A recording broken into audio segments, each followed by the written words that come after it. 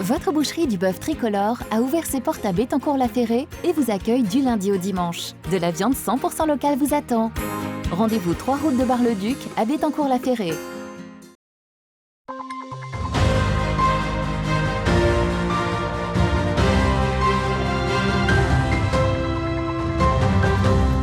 Bonsoir à toutes et à tous, bienvenue dans cette nouvelle édition du 15 Info. Voici les titres de ce samedi 6 janvier.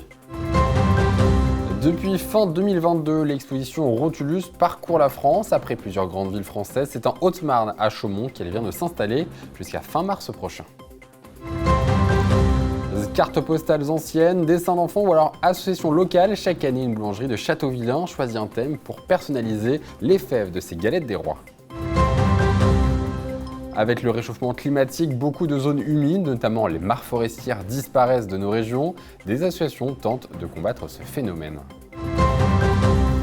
Depuis plusieurs semaines, Alain Berthaud, un tailleur de pierre meusien, réalise une sculpture contemporaine qui sera installée dans le village des athlètes lors des Jeux Olympiques de Paris. Rencontre à la fin de ce journal. Et voici donc pour les titres. Depuis fin 2022, l'exposition Rotulus parcourt la France. Après Nancy, Poitiers ou encore Limoges, c'est à Chaumont qu'elle vient de s'installer pour plusieurs mois. Financée par l'Agence nationale de la recherche et portée par l'Université de Lorraine, cette exposition retrace l'évolution et les différentes utilisations des parchemins au Moyen-Âge. Loïs Large et Nicolas Fontaine. Il aura fallu 4 ans de recherche pour la créer.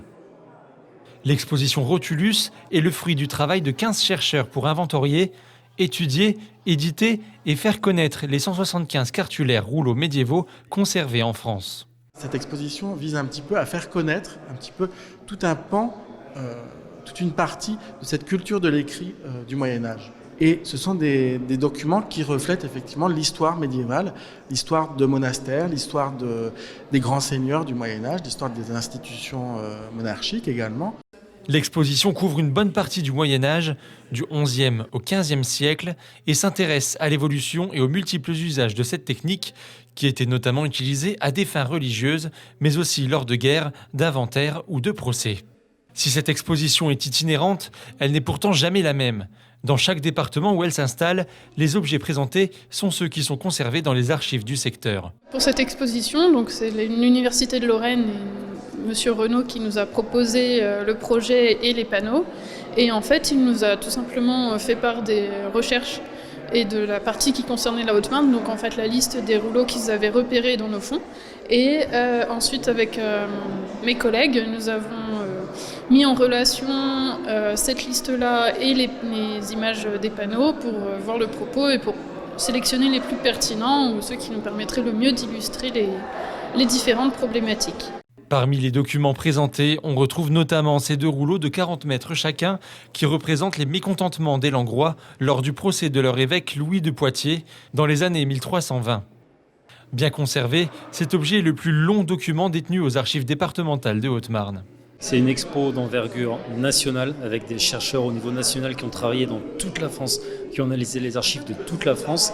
Et nous, on a des bons exemples haut-marnais à montrer en fait, pour illustrer justement toutes leurs recherches. Et ce qui est très intéressant, c'est de voir qu'en fait, l'écrit a connu énormément de supports différents. Avant, les cahiers qu'on a connus, on a par exemple là l'exemple du Rotulus qui est ce rouleau. En fait, on utilisait des rouleaux et ça rappelle un peu en fait le mode de lecture qu'on a aujourd'hui quand on regarde sur notre portable. On déroule en fait les informations, on fait scroller notre écran et en fait ça rappelle un petit peu ce mode du Moyen-Âge, de l'époque médiévale qui a complètement disparu ensuite pendant des siècles et qui finalement sur un autre support aujourd'hui revient un peu à la mode. L'exposition Rotulus, un patrimoine médiéval à dérouler, est à découvrir jusqu'au 29 mars aux archives départementales de Haute-Marne. En bref, la ville de Saint-Dizier prend initiative dans la lutte environnementale en adoptant une politique anti-mégots en collaboration avec l'ALCOM, l'éco-organisme dédié à cette cause. La ville va instaurer des cendriers de rue dans les zones clés pour réduire des pollutions des mégots de cigarettes. Des arrêtés municipaux seront également mis en place pour inciter les commerçants à participer activement à cette démarche, une mesure qui vise à améliorer la propreté de l'espace public tout en contribuant à la préservation de l'environnement.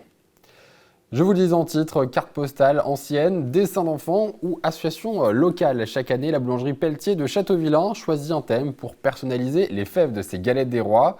Pour cette 4e année consécutive, ce sont les monuments et petites curiosités de la commune qui ont été choisis et mis à l'honneur. Focus dans une démarche locale et originale avec Loïs Large. Aujourd'hui, c'est l'épiphanie. Et dans cette boulangerie de Châteauvillain, la tradition reste inchangée depuis 4 ans. Dans leurs galettes, Angélique et Nicolas Pelletier cachent des fèves originales et personnalisées. Je voulais faire quelque chose de différent.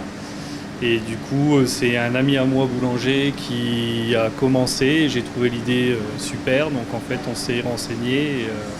Et depuis, ça fait 4 ans qu'on fait des fèves personnalisées. Et je pense qu'on continuera comme ça. On a été mis en relation avec l'Office du tourisme qui nous ont bien aidés pour justement choisir des monuments ou des petites spécificités importantes dans le village. Cette année, les fèves ne sont pas sans rappeler la richesse patrimoniale de la commune, qui est labellisée Petite Cité de caractère depuis 2012. On y retrouve notamment la Tour Saint-Marc, le Logis des Broys ou encore le lavoir à parquet flottant. Au-delà de se démarquer avec leurs fèves, Angélique et Nicolas Pelletier ont fait le choix du local en confiant la production de leurs fèves à une entreprise française dont l'atelier est basé à Grenoble. C'est des fèves qui sont fabriquées à la main. En fait, ils ont une association de réinsertion. Et en fait, c'est fait par des jeunes en réinsertion, donc sur de la porcelaine. Donc on a des prises de photos en amont. Ils nous envoient des images pour voir si ça nous correspond. Et après, ils transfèrent l'image sur de la porcelaine. Au total, l'entreprise leur a fabriqué 1400 fèves. Une par galette préparée dans l'arrière-boutique entre fin décembre et début février. Sur cette période, la boutique ne désemplit pas. Je viens tout le temps les chercher ici tous les ans et c'est vrai qu'il a toujours quelque chose à chaque année. Ces fèves sont exceptionnelles. Et moi je trouve que c'est très bien, ça fait travailler un petit peu les enfants et ça nous fait travailler nous. En plus on doit aller voir un petit peu parce qu'elle m'a mis à trouver des endroits dans Châteauvillain que je vais découvrir.